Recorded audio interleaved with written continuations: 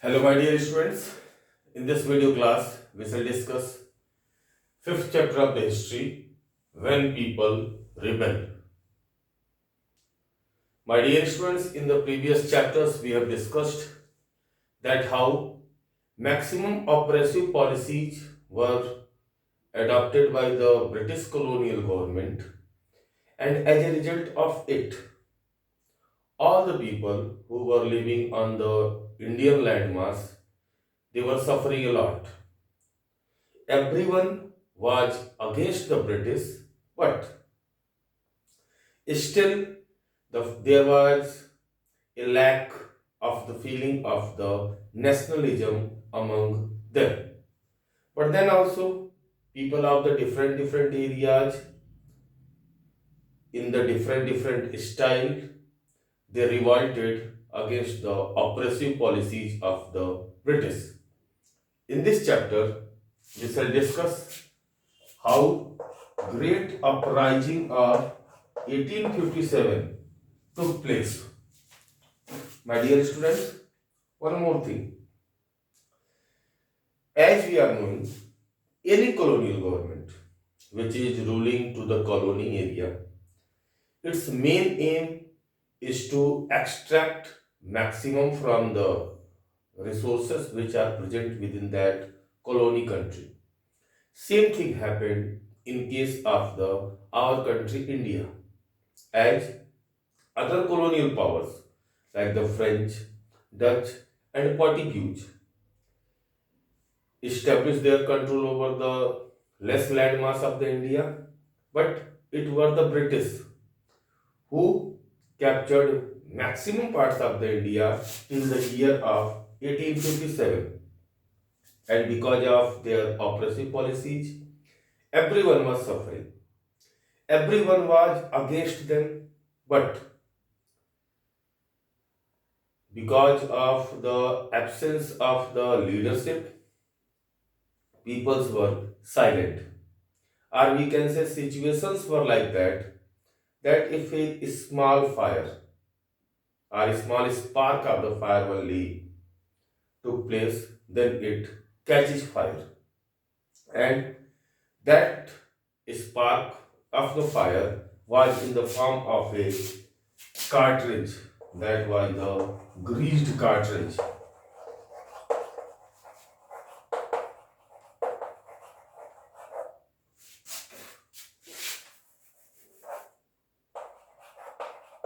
which was introduced by the British for the infield rifles. And as greased cartridge were introduced, it blew a flame among the Hindus as well as Muslims, and started with the Great Rebellion of 1857. There were maximum causes of the rebellion of the 1857, but they can be classified into the few which I am writing.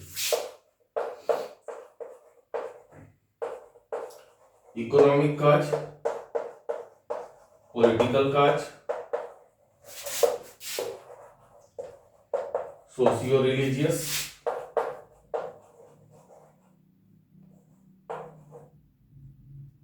sorry,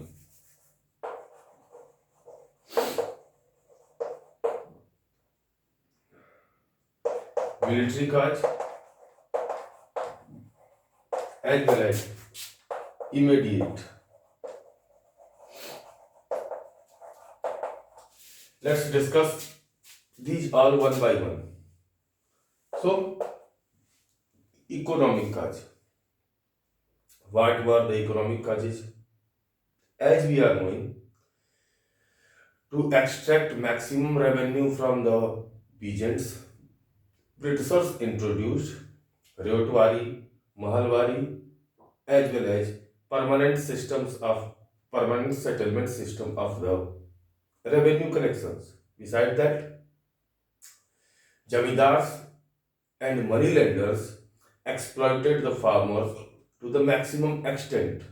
And in maximum cases, we have seen that farmers have to subjugate it from their land, or farmers have to left their land. Second one, the people who were working in the who were working for the administration of the Indian rulers. As Indian rulers lost their land, their work came to an end. Beside that, artisans and craft persons have also a serious impact on their livelihood because of the arrival of the Britishers. Because as British came, with them they brought the industrial goods which were cheaper and finer in the quality comparison to the goods which were prepared by the craft person. So craft persons were unable to compete with the British goods, and that's why their livelihood merged. Beside that, for the export or for selling the British goods in the for selling the Indian goods in the Britain, Britishers levied such a large duty on the British goods that British were unable to sell their products in the Britain and other countries. Besides that, the only aim of the company was to extract the maximum resources from India, and it was draining the wealth of our country. So these were the some economic causes. What were political causes? In the political causes, first one, doctrine of lapse, a policy of annexing the Indian states which was introduced by Lord Dalhousie, and by this policy, Nagpur, Satara, and Jhansi were captured by the company. Second thing, Nana Sahib, who was the adopted son of the Peshwa Bajirao II, Britishers denied to give him pension. Third one, Awadh or Oudh. Oudh was captured by the British on the pretext of the misgovernment.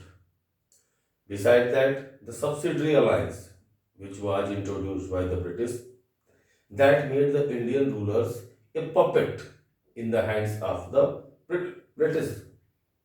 And last one, Britishers told that Bahadur Shah Jafar would be the last Mughal emperor of the India. And he told that after the death of the Bahadur Shah Jafar, his successor will not enjoy the same authority as Bahadur Shah Jafar has, as well as his successors has to leave the Red Fort of the Delhi. Now, what were in the socio-religious causes? Maximum innovative steps to modernize the Indian society, like the Widow Remarriage, Dowry Prohibition Act. Beside that, to encourage women for getting the Western educations. These all steps were seen by the Indian philosophers as a suspicion. They were seeing it a stroke on their own practice and their cultures. Second thing, at that time, the activities of the Christian missionaries frightened the Indians. Why? Because maximum conversions of Hindu and Muslims into the Christianity added to their fear. They were thinking that very soon maximum population will adopt the Christianity and there will be the dominance of Christian religion on the Indian landmass. Besides that, the taxes which were imposed by the Britishers on the religious places like the temples and the mosques, that also angered the Indians as it was a direct attack on their religious practices. Besides that, the superiority of the Britishers towards the Indians, that was also a cause of the great discontent. Next one, military cause.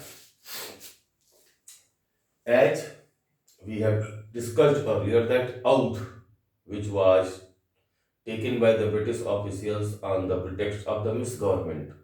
So this angered the maximum soldiers because at that time 85% Indian soldiers who were working for the company, they were from the Oudh. So this made them angry. Second thing, there was a great disparity among the salaries of the British as well as the Indian soldiers. Third one,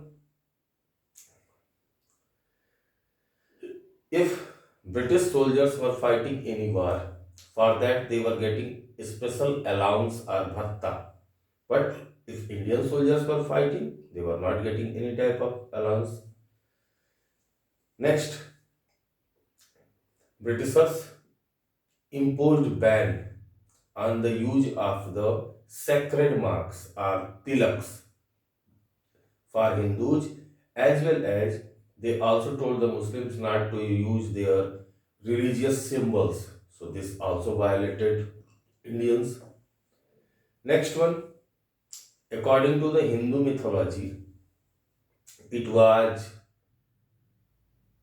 banned for the Hindus, or Hindus were not allowed to travel overseas because sea was regarded as a sacred thing for the Hindus. But Britishers denied these all things and they sent the Indians to the overseas voyage. This also make them angry against the British. Next one, the promotion. Indians, Indian soldiers can get a rank to the Daroga or the Thanedar only or the Subedar. Upper than this, Indians were not allowed to get. Upper the Thanedar, Daroga or the Subedar, upper post, that were totally reserved for the British officials. So this was also a discontent. Now, just talk about this immediate cause. What was the immediate cause for the rebellion of 1857? The immediate cause, which was the rebellion, that was the introduction of a greased cartridge. It a news came that these greased cartridge are made up of by the hump or by the fat of the cow and pig. And while using this cartridge, soldiers has to tear it with the help of their teeth. So as this news came that it is made up of the fat of the cow and pig, it violated the sentiments of the both Hindus as well as Muslims. Because for the Hindus, cow was a sacred and Muslims were not eating the flesh of the pig. So as this news reached, there was a discontent in the military, and first step towards the rebellion was taken by a Indian soldier whose name was Mangal Pandey. This Mangal Pandey was the soldier of the 34th Barrack, or we can say 34th Infantry of the Barrackpur near Calcutta.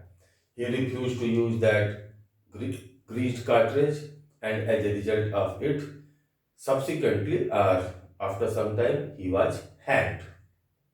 Then, after the death of the Mangal Pandey only, we can say a series of the events took place which inflamed in towards the 1857 rebellion.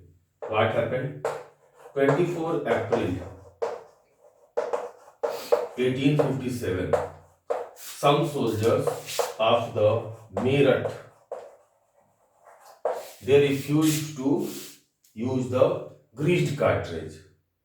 As a result of that, on 9th May 1857, the soldiers who refused, they were severely punished.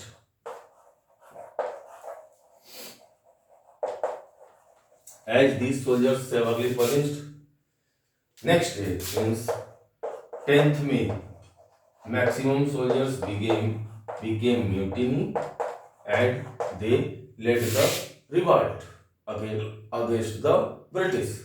On 11th May, they reached to the Delhi.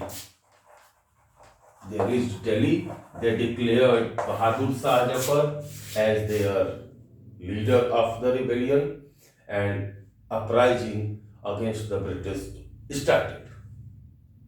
So this was the uprising. Now, what were the areas where this uprising took place? In reality, this great uprising didn't take place whole country. That's why Britishers were able to suppress the rebellion. But there were few centers of the rebellion: Jhansi, Kanpur, Arra, Bareilly, and Awadh. So Jhansi. In the Jhansi, the rebellion was led by Rani Lakshmi Bai, whose adopted son was not recognized by the company officials. Rani Lakshmi Bai got the support of his famous general Tantia Tope, but he was not able to make Jhansi free because he, in the battle against the British, she fought bravely and died in the battlefield. In the Kanpur, rebellion was led by Nana Sahib, who was the adopted son of the Peshwa Bajirao. He also got the support of the Tatia Tope and Ajimullah Khan. Later on, British told Nana Sahib to surrender, but he refused to surrender against the British. And in April 1948, he secretly, sorry, and he refused to surrender, and after that, successfully, he fled to Nepal. In Ara, in this area, a local leader, Kumar Pratap Singh, led the rebellion. He also led the rebellion in the Oudh as well as the central part of the India. He got some initial successes in the Bihar, but in April 1948, he was killed by the British officials. Now Bareilly, in the Bareilly, Bakht Khan led the rebellion. Awadh, in the Awadh, rebellion was led by Begum Hazrat Mahal. She also got the support of a Muslim general. British, but British suppressed the revolt of the Awadh. They told the Begum Hazrat Mahal to surrender, but she refused to surrender, and in March 1948, secretly she went to the Nepal. So these were some centers. Now, suppression of the rebellion.